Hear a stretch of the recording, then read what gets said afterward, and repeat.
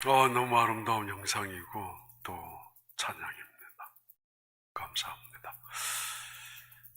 나라가 없다는 게 얼마나 서러운지 경험을 안 해보셔서 모를 텐데, 자기의 국적이 사라진다는 게 얼마나 비참한지 아마 모를 것입니다. 꽤 오래전에 30년 전쯤 멕시코 유카탄 반도에 메리다 지역에 한인 후손들이 살고 있다라는 뉴스가 미국에 전파되면서 미국에 있는 많은 한인 교회들이 멕시코 유카탄 지역 반도의 메리다 지역에 선교를 가기 시작을 했습니다. 엄청나게 많은 교회들이. 왜냐하면은 1905년도 5월 2일 날 인천 제물포 부두를 떠났던 조선인들 1031명 혹은 1033명, 조금씩 기록이 다릅니다만은 1033명이 멕시코 유카탄 지역에 도착해서 오랫동안 살아간 흔적이 남아 있었기 때문입니다. 그들은 조선에서 신문의 황성신보라는 신문의 광고를 보고 멕시코로 이민을 온 것인데, 그 메리다 지역에 특별히 선인장, 큰 선인장, 애니깽이라고 불리운 선인장 농장에 일하기 위하여 이민 온 분들입니다. 많은 독사들이 우글거리는데도 맨발로 신발조차 없었기 때문에 일하기에 그렇게 불편한 한복을 입고 그 뜨거운 태양볕에 갓을 쓰고 일했던 조선인들입니다. 남자 750명, 여자 한 300명 정도 그런 비율이었기 때문에 오신 분들은 대부분 2세 이후에 3세부터는 거의 현지인들과 결혼할 수밖에 없었습니다. 문제는 이런 너무도 열악한 환경 속에서 도망을 가려고 도망치다가 잡힌 사람들, 발목을 잘라버린 흔적도 있고, 어떤 사람들은 발목에 쇠고랑을 차서 감옥이지만은 지금도 그 감옥이 남아있죠. 높은 꿀뚝처럼 큰 꿀뚝을 만들어 놓아서 그 안에 집어넣고서 감옥 생활하게 했던 사람들. 그때 당시에 나라가 힘이 없었기 때문에 그들을 보호해 줄 수도 없었고, 나라의 주권도 막 잃어버리고 일본에 의해서 뺏기고 있었던 그때였기 때문에 그러한 어려움을 당하고 있는 자신의 국민 백성들을 건져낼 힘조차 없었습니다. 나라가 없다는 것 굉장히 불행한 일입니다. 힘센 나라의 시민일수록 그래서 사실은 보호받는 것이 굉장히 큰 축복이기도 합니다. 이스라엘이라는 나라, 남북으로 갈라졌다가 북쪽은 망하고 말았고 남쪽 유다만 간신히 남아 있었던 그때, 느부갓네살이라는 이 바벨론 왕은 아수르를 침략하고 나서 쉽게 무너뜨린 그 여세를 몰아서 아수르란 나라를 도와줬던 애굽 느고 왕까지 짓밟아 버리고 말았습니다. 하여튼 파죽 추세에 힘을 갖고 몰아붙이고 있는 바벨론이라는 신흥 제국은 이제 예루살렘이라는 한 도성만 남겨둔 채 있었던 때입니다.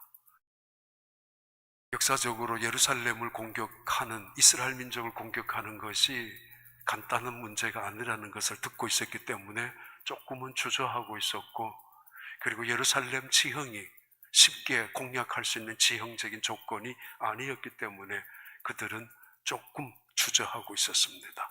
망설이고 있었습니다. 그러던 때에 그 지중해 모든 정복한 나라들, 군인들을 모아서 연합작전으로 예루살렘 1차 공격을 시도했습니다.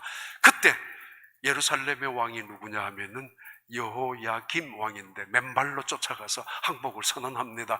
그리고는 그 느부갓네살 왕은 여호야김을, 그러면 너 내 말 잘 들으라고, 그래서 세워두었지만은 그가 배신하면서 그는 다시 3년 후에 인질로 잡혀가고 그 아들 여호야긴이 왕이 되고, 여호야긴도 너무 포악한 정치를 함으로 이 느부갓네살 왕이 이 예루살렘을 다시 2차 공격을 시도합니다.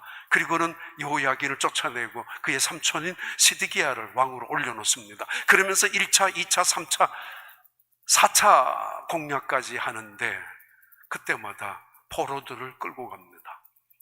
예루살렘에서 1차 공략한 이후에 왕이 항복을 쉽게 하니까 그럼 인질만 데리고 가겠다고 귀족들, 신하들의 자제들, 왕족에 있는 혈통들, 그들을 데리고 인질로 잡아갔습니다. 그러면은 예루살렘 사람들이 꼼짝 못하니까, 함부로 못하니까, 그러나 그의 의도와는 달리 이 여호야김 왕은 애굽으로 도와달라고 외교를 벌이는 바람에 들통이 나서 다시 2차, 3차 공격이 이루어졌잖아요. 3차 공격이 들어졌을 때 다시 포로를 10,000명 이상이나 붙잡혀 가게 됩니다. 1차 때는 다니엘이 붙잡혀가고 3차 포로로 끌려갈 때에 바로 에스겔이라는 젊은 청년이 붙잡혀 갑니다. 이때 대부분의 포로들은 3차 때는 전쟁 물자를 만드는 사람들, 전쟁에 필요한 인력이 가능한 사람들, 그들을 포로로 갖고 갔는데 10,000명 이상이 잡혀갔습니다. 그 중에 한 명인 에스겔, 그가 바벨론으로 끌려간 지 5년이 된 어느 해입니다. 아마 30살쯤이었다고, 25살에 붙잡혀가고 30살쯤 되었을 때 일어난 환상의 사건이 바로 오늘 본문의 이야기입니다. 에스겔, 그는 희망의 선지자라고 불리워집니다. 어렸을 때부터 아버지 제사장이었던 부시 밑에서 그는 제사장의 역할이 무엇인가, 성전에서 하는 일이 어떤 것인가를 유심히 보았고, 그리고 성전에서 제사 드리는 이스라엘 백성들에게 뭔가 하나님의 위로와 격려와 소망을 주고 싶었던 마음으로 가득 찼던 것이 에스겔이었습니다. 아무리 나라가 어렵다 할지라도 망하지 않을 거라고 믿어왔습니다. 하나님의 언약이 있었기 때문에 결코 이스라엘 그리고 예루살렘은 폐허가 되지 않을 거라고 굳게 믿고 있었습니다. 이유는 예루살렘에는 예루살렘 성전이 있었고, 예루살렘 성전은 하나님의 임재가 있었기 때문에 그렇게 희망을 붙잡고 있었던 에스겔 선지자, 그는 3차 포로로 바벨론에 붙잡혀 간 지 5년이 되는 때였습니다. 어느 날 예루살렘의 마지막 왕이었던 시드기야가 두 눈이 뽑힌 채로 끌려왔다는 소식을 들었습니다. 이거는 이스라엘 민족의 왕조가 끝났다는 이야기는 나라가 망했다는 것이고 다시는 일어설 수 없다는 것을 의미합니다. 그의 왕자들도 그가 보는 눈앞에서 참혹할 만큼 다 살해를 당했다는 소식도 들었습니다. 두 눈이 뽑힌 채 쇠사슬에 끌려왔던 시드기야, 바벨론 포로가 되어서 잡혀왔다는 이야기를 듣고 이 에스겔은 가슴을 치면서 그 발강으로 나아갑니다. 하나님, 정말 우리 민족을 이렇게 포기하실 것입니까? 뿐만 아니라 바벨론 사람들이 예루살렘에 가서 성전을 무너뜨리고 성전에 있는 많은 예배드리는 제사드리는 모든 기구들을 남김없이 다 훔쳐 약탈해왔다는 소식까지 들었던 이 에스겔은 가슴을 치며 하나님을 향하여 원망합니다. 하나님, 우리를 버리셨습니까? 우리를 이제 잊으셨단 말입니까?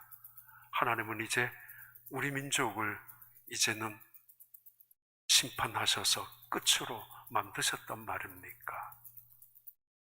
그렇게 시작되어진 그의 인생의 30살쯤 나타난 하나님의 환상이 에스겔서 전체에 흐르는 많은 환상들입니다. 그중에 오늘 본문은 마지막 환상입니다.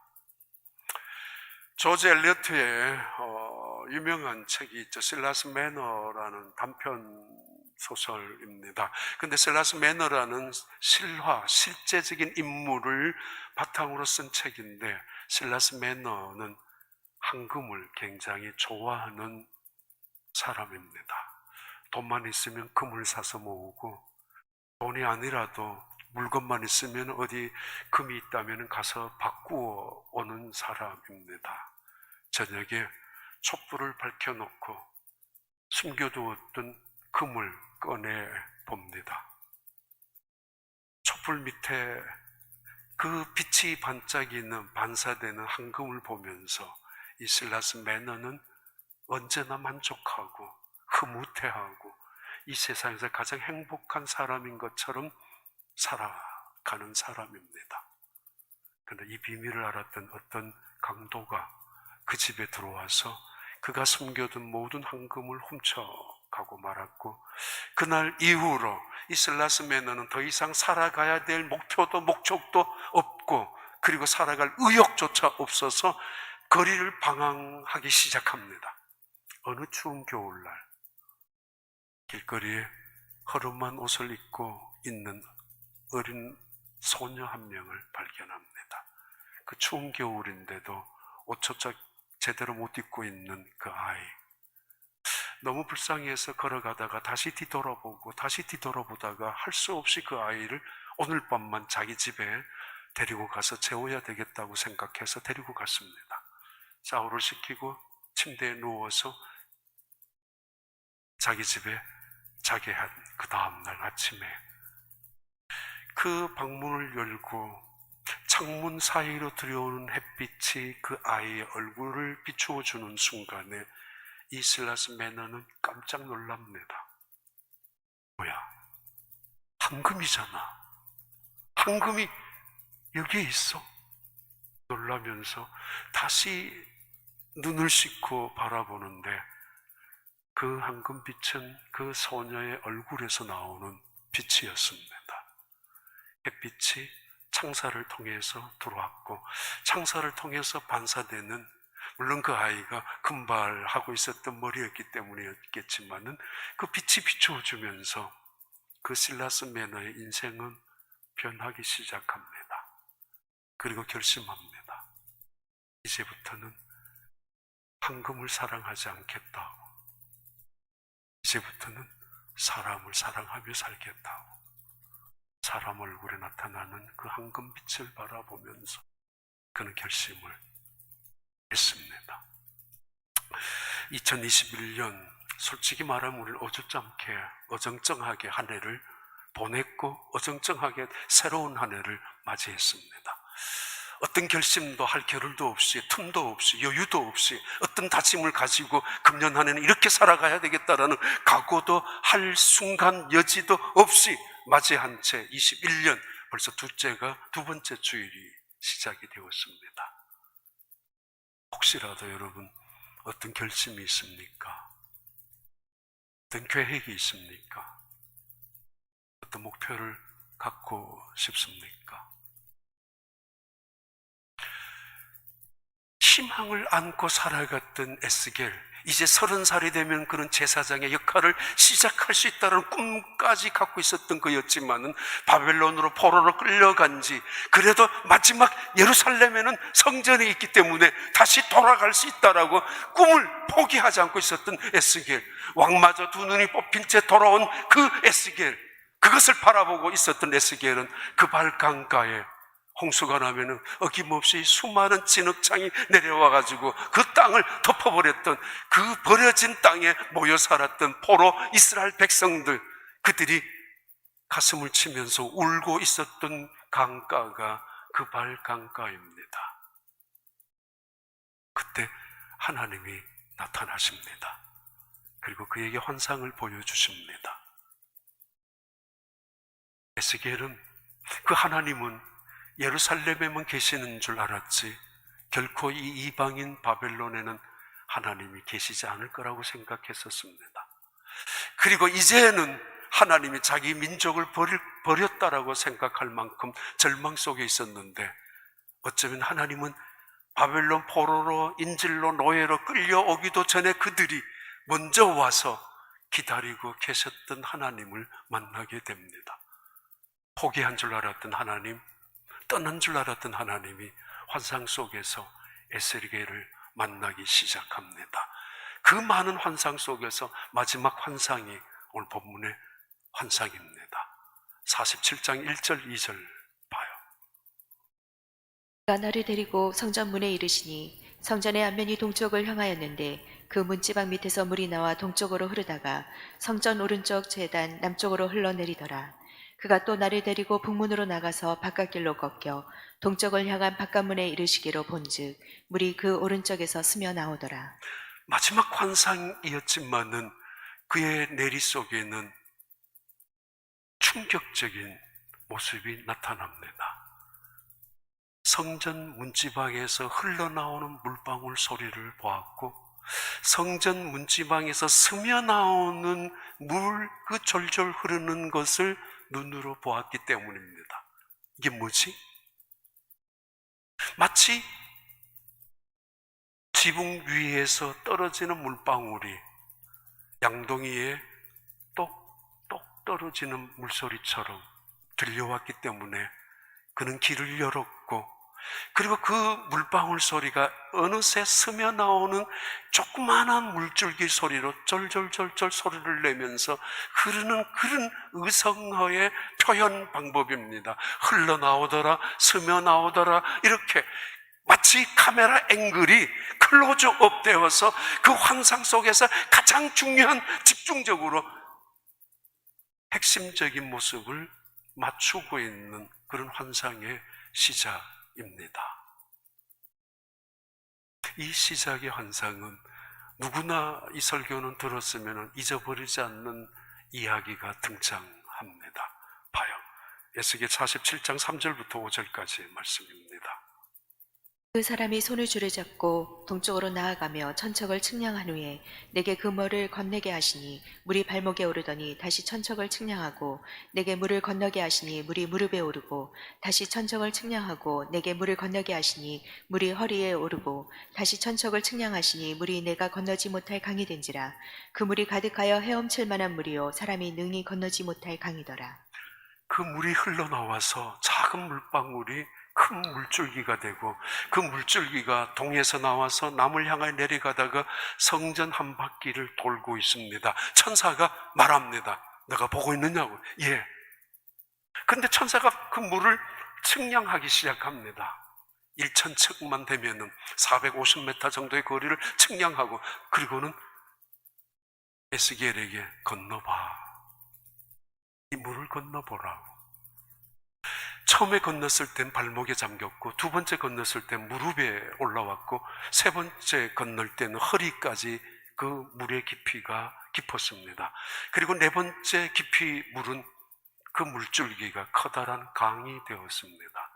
건널 수 없는 강, 헤엄칠 수밖에 없는 강이, 잠길 수밖에 없는 큰 깊이의 강물이 되었습니다. 무엇을 의미하는가? 왜 하나님은 이것을 보여주고 계시지? 그리고 아니면은 이것을 왜 계속 건너보라고 하시고 발목과 무릎과 허리에 차는 것을 보여주시고 확인하시고 계시는가? 하나님은 우리의 신앙을 때로는 저울로 달아보시기를 원하시고 자로 재어보기도 원하시는 것이 하나님이십니다. 때로는 우리의 신앙의 깊이를 알고 싶어 하시는 분이기도 합니다.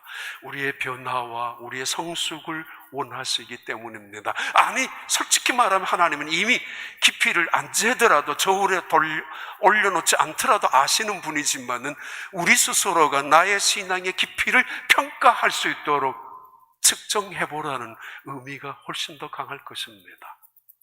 발목에 잠기는 믿음. 이 단어를 에페스라고 합니다. 에페스.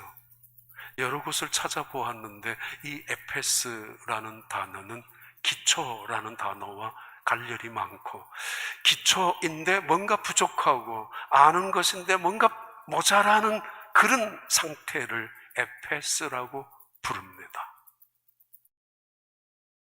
제일 첫 번째, 너가 건너보라고 발목에 발목까지 올라오는 그 물. 아직까지 인간이라는 모든 것이 살아있고 자기 의나 자기의 인간이나 모습들이 드러나 있는 것. 그러면서 때로는 이 발을 쉽게 빼서 세상으로 향할 수도 있는 양다리를 걸치고 있지 쉽게. 그러면서도 소리가 많이 나는 그런 신앙을 의미하기도 할 것입니다. 에페스. 뭔가 부족하지 않느냐? 뭔가 너는 다 아는 것 같지만 아직까지 다 알지 못하는 것이 아니냐라는 것을 말합니다. 자주 듣는 이야기죠. 빈 수레가 요란하다고, 빈 깡통이 시끄럽다고, 익은 곡식일수록 고개를 숙이는 법이라고.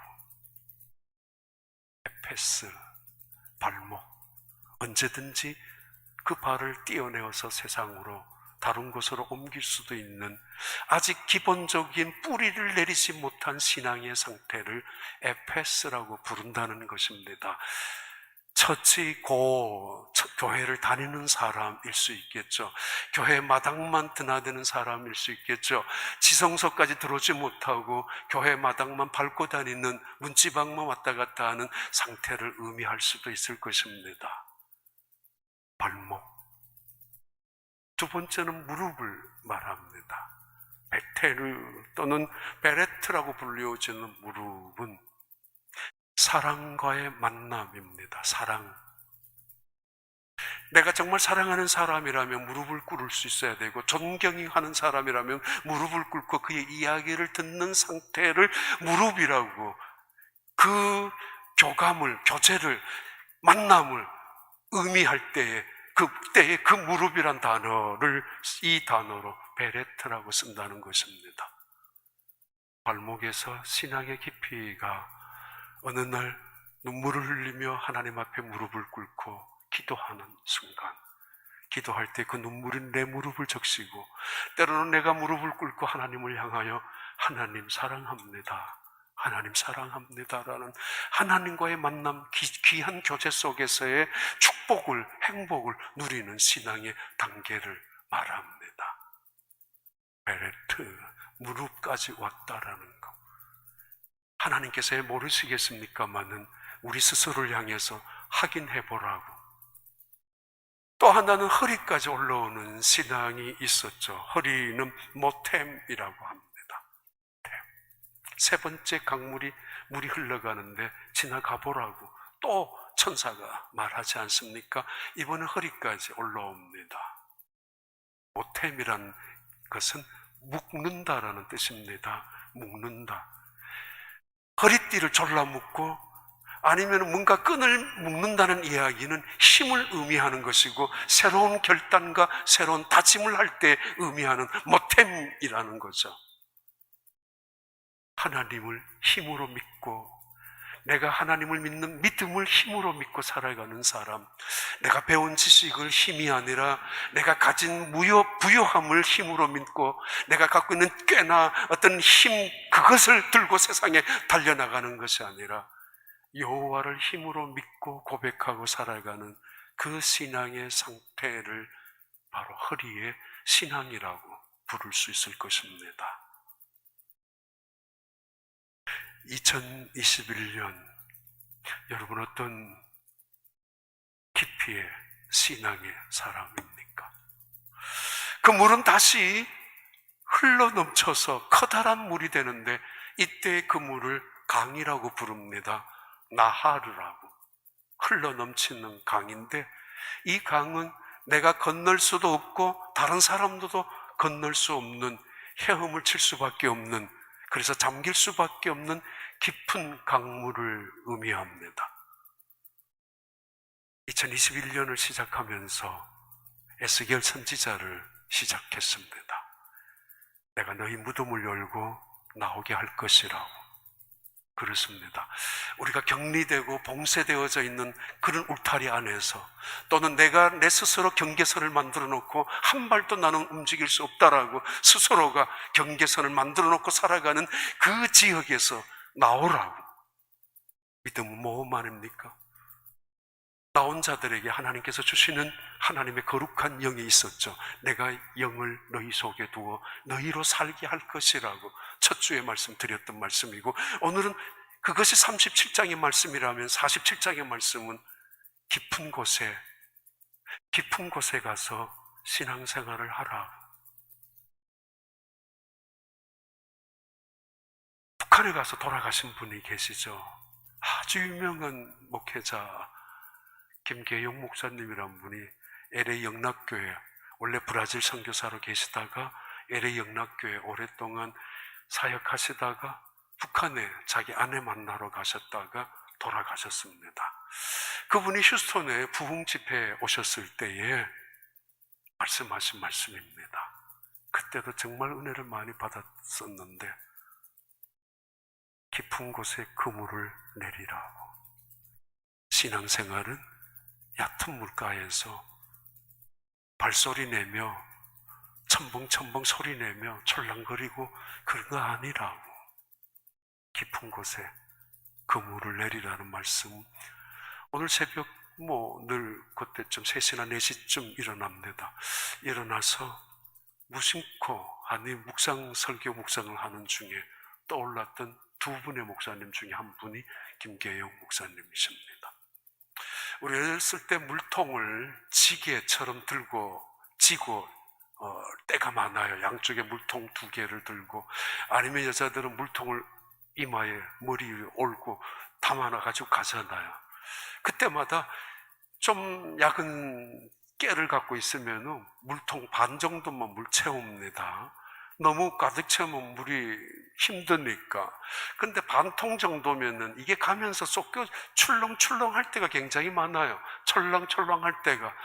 그런데 이상하게 양쪽 물통에 물을 가득 채워 놓으면 오히려 철렁거리질 않고 균형을 잡고 더 많이 쏟길 것 같은데 오히려 덜 쏟기면서 집까지 갑니다.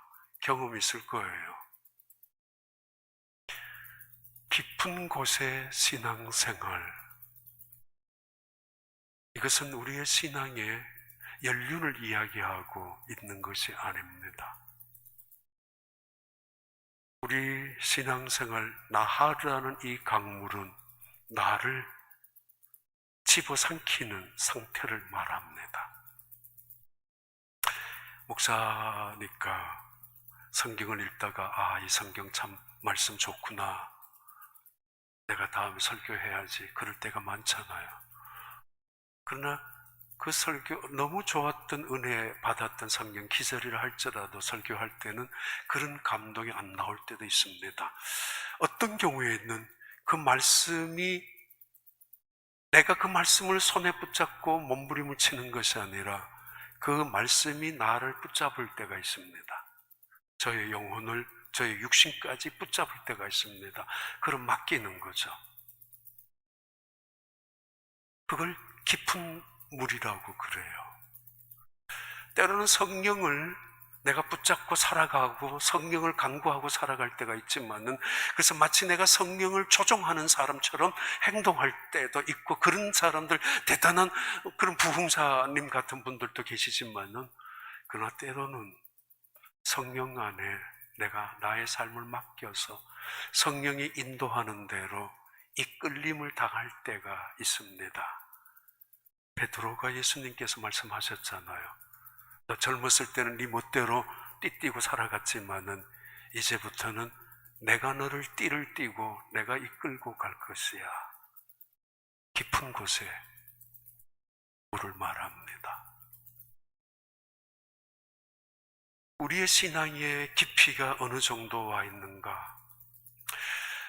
신앙의 깊이, 나와 세상은 간 곳 없고 오직 나를 구속한 주님만 보인다고. 우리가 실망을 덜할 방법, 분노를 덜할 이유, 우리를 물속에 잠길 때 가능합니다. 깊은 강물 속에 나를 빠뜨릴 때, 아니면 맡길 때. 유명한 달라스 그 토치 교회의 담임 목사님이 T.D. 제키라는 분이 계세요. 흑인 분인데 18 윌러 운전수를 오래 하시다가 목사님 하시는데 아주 굉장한 분이죠. 파워풀한 그런 목사님이신데 그분의 책 가운데 나와요. 자기가 운전수 하면서 터득한 것이 있는데 18 윌러 운전수 하면서 자기가 그 차를 끌고 다니는 것이 아니라 그 큰 차의 핸들을 움직이는 조종사처럼 되는 게 아니라 그 차에 자기를 맡기고 그 차에 자기가 타고 다닌다고. 오르막 올라갈 때는 오르막처럼 올라가고 내리막 내려갈 때 내리막 내려갈 때처럼 걸어가고 뭐 그 길 앞에 뭐 웅덩이가 있으면은 웅덩이 지나가는 것처럼 같이 덜컹거리고 같이 올라가고 같이 내려간다고 맡긴다고. 그러다가 사고가 나더라도 근육이 덜 파열되고 뼈가 덜 부서지는데 핸들을 내가 잡고 그 차를 내가 책임지는 것처럼 붙잡고 나아가면은 사고가 나더라도 근육이 파열되고 뼈마디마다 다 부서지고 금이 가는 법이라고. 내려놓자는 거죠. 그리고 맡기자는 거죠. 깊은 데 가서. 두 번째, 그냥 지나가면은 에스겔 47장 6절부터 7절 볼까요? 이 강물의 의미는 뭔가 한번 봐요.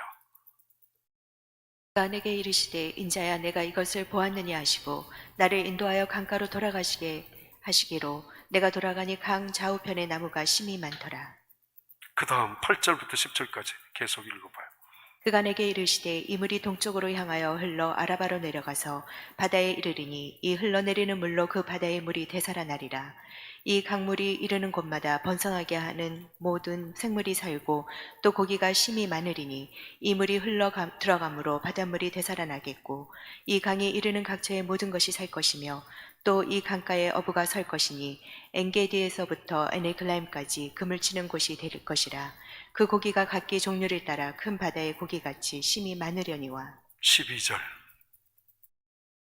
강 좌우가에는 각종 먹을 과실나무가 자라서 그 잎이 시들지 아니하며 열매가 끊이지 아니하고 달마다 새 열매를 맺으리니 그 물이 성소를 통하여 나옴이라. 이 열매는 먹을 만하고 그 잎사귀는 약재료가 되리라. 처음에 똑똑 떨어졌던 그 물방울, 조금씩 스며 나왔던 그 물방울들, 물이 거대한 강이 됩니다. 작은 시작을 우습게 여기지 마세요. 작은 기도의 제목 시시하다고 여기지 마세요. 예배를 드리다가 눈물 한 방울 소중히 여기시고 말씀을 읽다가 듣다가 내 가슴 속에 나타나는 눈물 한 방울 참으로 그거 무시하고 버리지 마세요. 스며 나오는 물방울들이 내 속에 들어와서 내 더러운 죄를 씻고 나의 오만 교만을 무너뜨리고 내 속에 와서 아픔의 눈물을 흘리게 하지만 때로는 기쁨의 눈물을 흘리게 하는 물방울, 그 물이 될 수 있기 때문입니다. 근데 이 물이 나로 통해서 성소에서 흘러나오는 그 물이 온 세상을 향하여 흘러가기 시작합니다. 동쪽에서 남쪽으로, 남쪽에서 성전을 한 바퀴 돌면서 엔게디 골짜기에까지 흘러내려가고 나중에는 아라바 바다, 그것이 지중해 바다인지 죽은 사해 바다인지는 아직까지 정확히 알 수 없지만은 바다까지 가는 이 강물의 역사입니다. 작은 것의 시작을 의미하고 세상을 향한 교회의 본질을 말하고 세상을 향해서 교회의 복음의 사명을 말하고 세상을 살리는 역할이 교회에 있음을 확실하게 증언하고 선포하는 말씀입니다. 이 강물이 흘러가기 시작합니다. 이 강이 흘러가는 땅마다 죽은 땅이 살아납니다. 죽은 바다가 되살아납니다. 그래서 그 땅마다 울창한 나무들이 세워지고 그 죽은 바다가 수많은 물고기들이 생겨나고 뿐만 아니라 그래서 많은 어부들이 그 물을 갖고 몰려들기 시작하게 됩니다. 그러면서 끊임없이 반복하죠. 그 강물이 흘러가는 곳에 땅이 살아났다고, 바다가 되살아났다고, 물고기들이 모였다고, 그리고 나무들이 달마다 철 따라 열매를 맺기 시작했고 그 잎사귀가 무성하고 그 잎사귀로 많은 사람들이 약초 재료를 삼게 되었다고, 어느 것 하나 버릴 것이 없는 것이 이 강물이 흘러들어가는 곳마다 나타난 축복이고 역사이고 생명에 나타나는 꿈틀거림의 모습들입니다. 이 환상을 지금 설명해 주고 있습니다. 천사가 에스겔에게. 성전에서부터 나오는, 성소에서부터 나오는, 흘러나오는 이 물 뭐예요? 희망이 어디 있을 것 같아요? 지금 이 땅의 예루살렘 성전은 폐허가 되어버렸고, 이 땅에 예루살렘 있었던 이스라엘 민족, 다윗의 후손들, 왕족마저 다 끊어져 버렸던 상황이지만은, 하나님은 하늘의 성전의 환상을 통해서 다시 한번 보여주는데, 하나님이 만복의 근원이며 하나님이 언약을 다시 시작할 것이며, 그리고 하나님은 살아계신 분이기에 하나님만이 영원한 소망인 것을, 그리고 그것이 하나님께로부터 시작된다는 것을 보여주고 있는 분명한 말씀, 환상입니다. 예레미야 17장 13절 봐요. 예레미야 17장 13절입니다. 이스라엘의 소망이신 여호와여, 무릇 주를 버리는 자는 다 수치를 당할 것이라. 무릇 여호와를 떠나는 자는 흙의 기록이 되오리니 이는 생수의 근원이신 여호와를 버림이니이다. 성소로부터 흘러나온 그 강물, 물줄기, 이스라엘 민족은 이 생수의 근원이신 하나님을 버림으로 떠나감으로 뭐가 되었어요? 사막이 되었고, 뭐가 되었어요? 황무지가 되고 말았죠. 그 땅이. 비가 아무리 내려도 사막은 사막입니다. 왜냐하면 한 시간도 품지를 못하기 때문입니다. 먼지만 일으키죠. 햇빛이 조금만 나면은. 그리고 그 사막 구석구석에는 정갈만이 살 수밖에 없습니다. 황무지 조금 품고 있을런지 모르지만은 시간이 지나면 다시 없어져 버리는 땅, 죽음의 땅이 황무지입니다. 빗물을 수용하지 못하기 때문입니다. 강물조차도. 자라나는 것이 뭐예요? 가시와 엉겅퀴죠.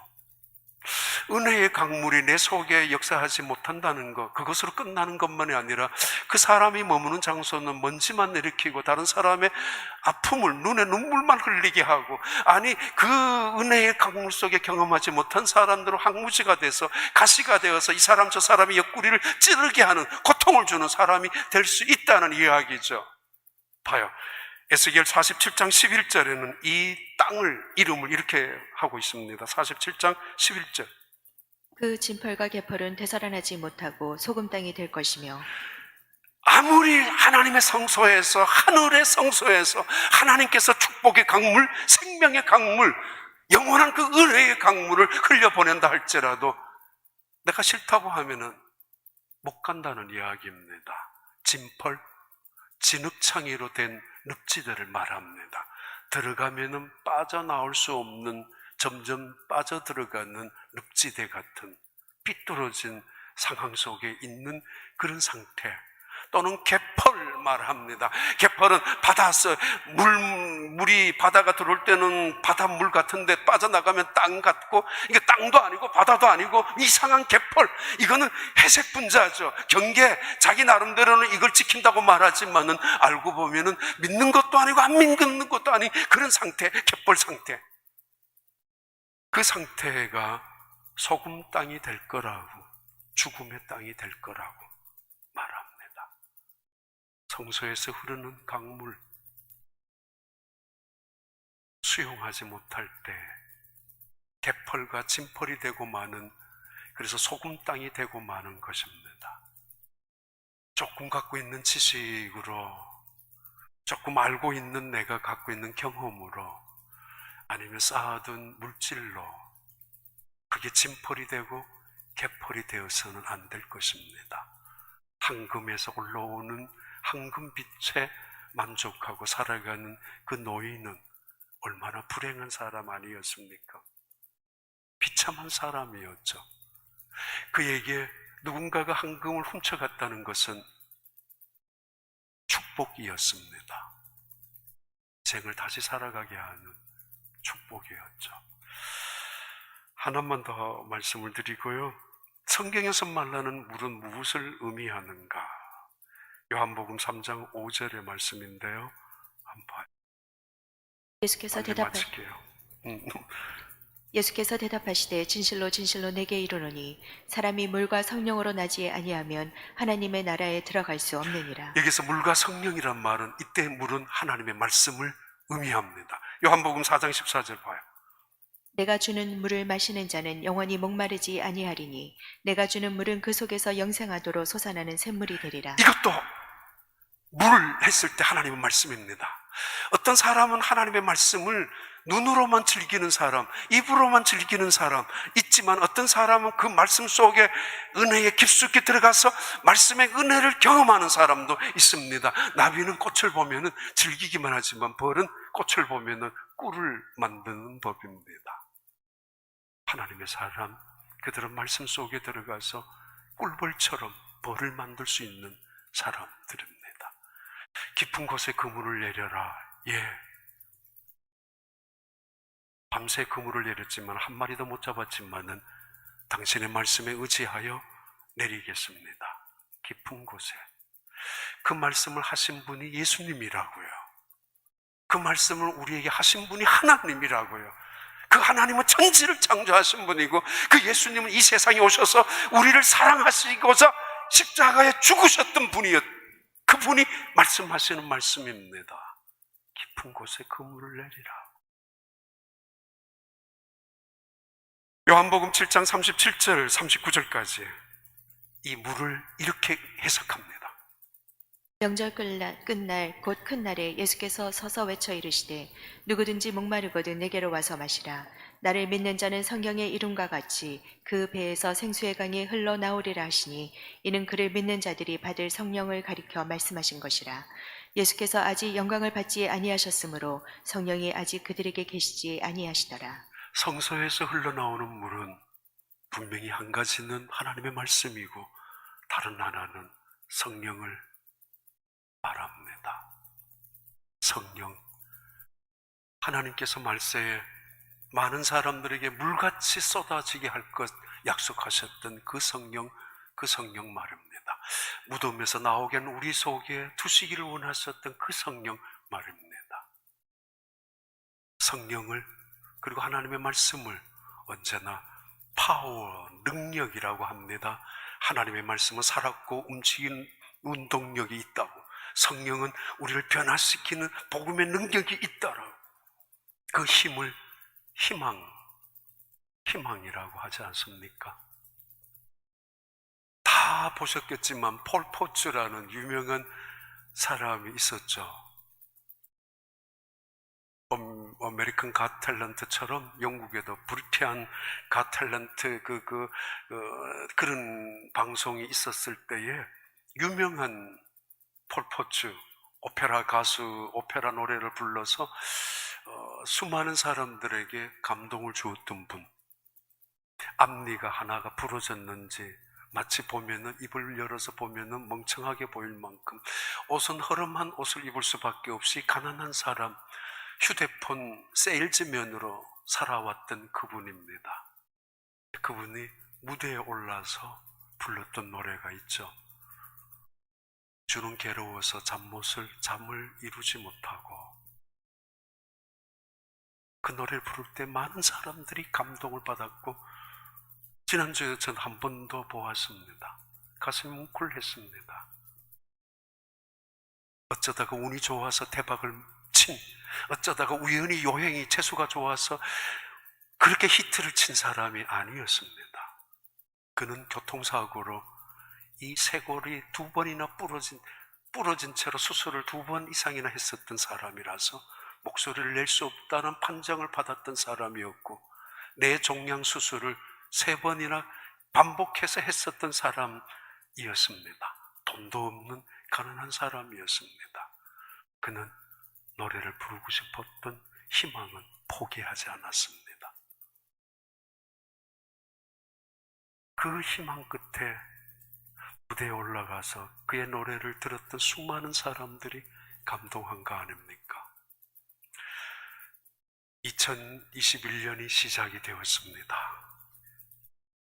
1903년도에 약 750명의 한인들이 하와이에 이민을 왔습니다. 멕시코로 이민 간 1030명 정도, 하와이로 이민 간 750명, 800명, 너무도 끝이 다릅니다. 왜 그랬을까요? 물론 주변의 환경이 달랐겠지만은 하와이에 이민 온 750명, 1903년도에 이민 온, 멕시코보다 2년 빨리 이민 온 그 사람들 중에 두 사람이, 한 사람은 전도사가 있었고 또 한 사람은 집사가 있었고 그리고 통역관도 있었는데 안정수, 김이재 권사님들이 그런 분들이었습니다. 그분들은 하와이 호놀룰루에서 교회를 시작했습니다. 힘들고 외로울 때 우리 나라도 없고 민족이 우리를, 국가가 우리를 지켜주지 못할 때 우리가 하나님께 매어 달리자라고, 그래서 생긴 교회가 그리스도 연합교회라고 미국에서 최초로 생긴 교회가 되었죠. 그들은 많게는 150명에서 200명, 작게는 20명에서 30명 모여서 힘을 얻기 시작했다고 고백한 역사적인 자료로, 그들이 함께 이민 왔던 다른 사람들을 위로하고 격려하고 소망을 주면서 그 땅에서 살아낸 것입니다. 국가가 우리를 끝까지 지켜주지는 못할 것입니다. 하나님은 우리를 지켜주시는 분입니다. 기도하겠습니다.